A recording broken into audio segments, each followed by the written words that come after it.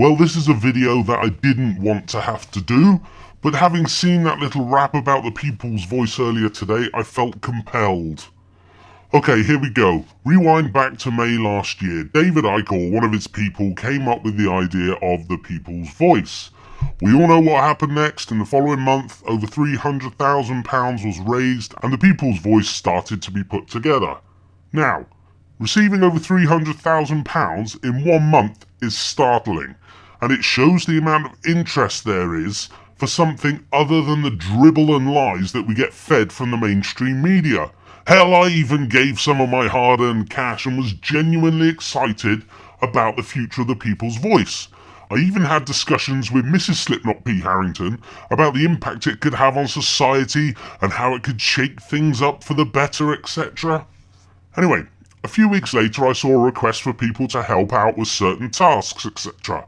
All for free, so I contacted them to say I could help out as a researcher or any other role that they might need filling, and they invited me to the London studios. So off I drove 5 AM on a Sunday morning to get to London for 10 AM. I live a long way away from London. Now, I'm no genius regarding what's happening in the world today, but I have been on this daily for about 15 years now, and I was also part of the so-called UK 9/11 truth movement a while back, before infighting destroyed any chance of that doing anything meaningful whatsoever, so I know a thing or two. So, I met David Icke, shook his hand, had a nice little chat with him, then he gave about an hour's presentation about the People's Voice and how it was taking shape. He then handed over to Sonia Poulton to give us a presentation on why she was joining the People's Voice. So, having not heard anything for a few weeks, I decided to reply to another request for help. This time it was as a radio presenter for an overnight show discussing the day's news and taking calls, etc. Having had my own radio show previously, I thought this would be a good fit for me, and also my work enabled me to have the odd late night, so I replied. I was again rewarded with an invitation to the London studios. Yay, another 10-hour round trip for a couple of hours chat.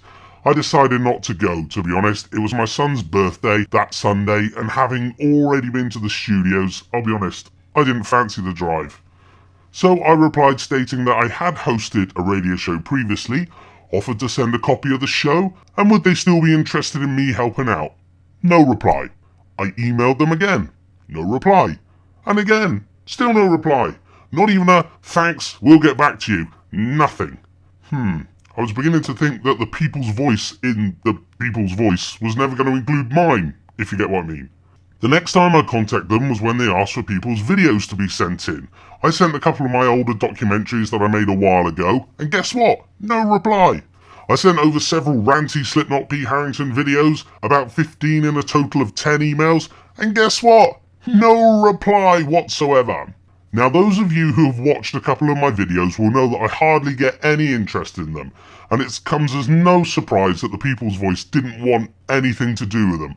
But the thing that really annoyed me is that they didn't even bother responding to anything, ever. At one point I even sent an email asking, is there anybody there, in a paranormal jokey kind of way, because having done what they asked, I was just ignored. Guess what? I got no reply.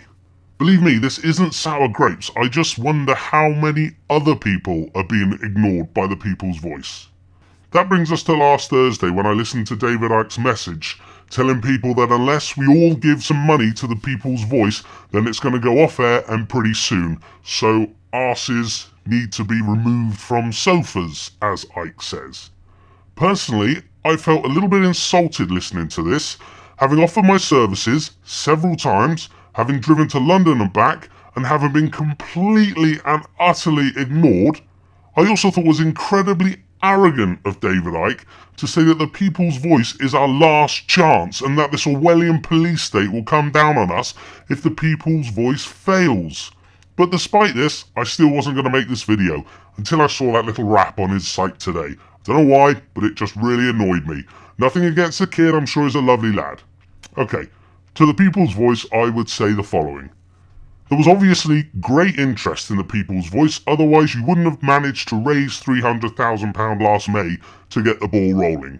Having had the interest at the beginning, it would appear that something has gone wrong somewhere, And I would suggest it is either the format of the station, problem with the presenters, or the interest of the public has changed. Could be all three, but I doubt it. Firstly, now I'm not going to have a go, I am merely stating a fact as I see it, which is all I can do. I don't speak for anybody else apart from myself. I watched Sonia Poulton for about 5 minutes on the opening day, or it could have been the second day, I'm not sure. I never tuned into her again when she was hosting the show. I'm sure lots of people did, but for me, somebody hosting the People's Voice who's been in the mainstream media for over 20 years just doesn't fit. I may be being unfair, but I just couldn't watch when she was on the screen. I heard she's left. I don't know. Is this correct? I have no idea. Also, I find it hard to follow the program when Richie Allen's hosting, but I'm sure it's just me. Secondly, why go 24 hours a day straight away? Why? Most of us work every day, so we can't watch that much television if we wanted to. And aren't we always being told to turn the telly off? The idea of having a 24-hour news channel is great, but down the line, surely. Let people get used to you having short bursts of what you can offer and pique their interest rather than drowning them from the outset. If it was on, say, between 6 and 10 p.m. every night, or even 8 and 10 p.m. to start with, then I would have watched a lot more. Maybe only air when the 10 o'clock news is on as a counter. I don't know. And also from a cost point of view, this would have made a hell of a lot more sense. I know hindsight's a wonderful thing, but wouldn't it have been better and smarter to start with, say, 4 or 2 hours a day in a less grand studio that you can afford to run for, say, 2 years at that level without a penny of further funding? This would have given you the chance to get advertising in place and to build at a sensible pace.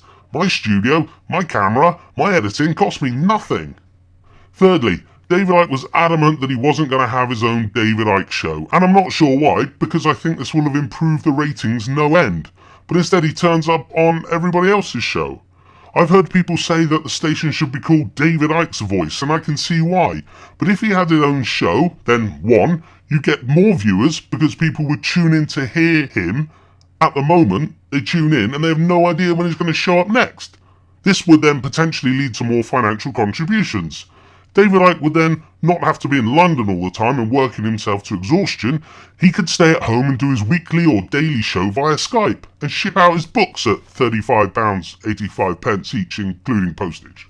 And lastly, if the People's Voice continue to ignore people who have things to contribute, even if they think they're rubbish, you'll soon run out of viewers if you don't contact them. But maybe that's just me again. I hope the People's Voice can obtain the funding they need to stay on air. I'm about to send another contribution, which does involve removing my arse off this chair. But the reason I've done this video is in the hope that somebody at the People's Voice will take it on board what I've had to say, as I don't think I'm the only one who thinks this way. I just fear that, like everything else I've done, it will just get ignored.